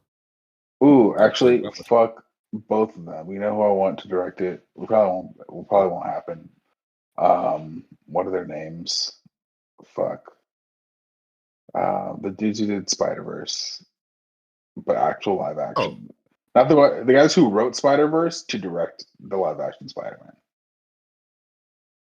The first Spider-Verse? Oh, Yeah, you're talking about the dudes from Clone High. What? From what high? Clone High. You say Kumon High? Oh, Clone High, Lord and Miller. Lord and Miller to direct Spider-Man, the next one. Yeah. Yeah, because it needed to be the drama. I don't want them to make it a parody though. That's the thing. Because they got kicked off of Solo for making it too improv and too funny. And like, I want humor in it, but I don't want it to be like the joke fest. You know, I want to live in the drama of Peter Parker. Yeah, I mean, it'd be really interesting. Denzel Washington's Spider-Man. For Denzel to direct Spider-Man, Mel Gibson Spider-Man. Mel Gibson Spider-Man would be like a dark, emotional drama. Yeah, that'd be a stressful experience. Who directed Mud? Mud was a good movie. I'm trying to think about any other. I can't think of too many good movies about like college age people that immediately come to mind. Jeff Nichols Spider-Man. What did he do? So Jeff, okay. So Jeff Nichols, he did Midnight Special. He did Mud. He did Take Shelter. He's done more indie stuff. Ooh, okay. No, let's do. Oh no, we can't do Craven because he's already doing a solo movie. Because I think my pick for who you can. Okay. I mean, maybe I'd probably just do a Scorpion Black Cat movie. Someone who's good at characters, someone who understands comedy, someone who understands suspense. I want a Spider-Man Craven movie directed by John Krasinski. Wow, that'd be really good, actually.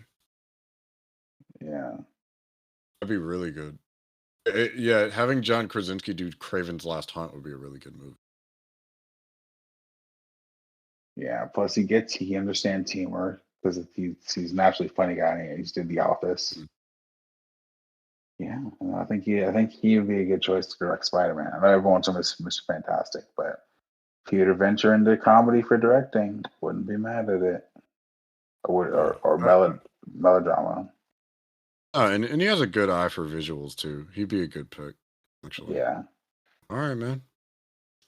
Oh, yeah, man. You want to let the people know where they can find you at?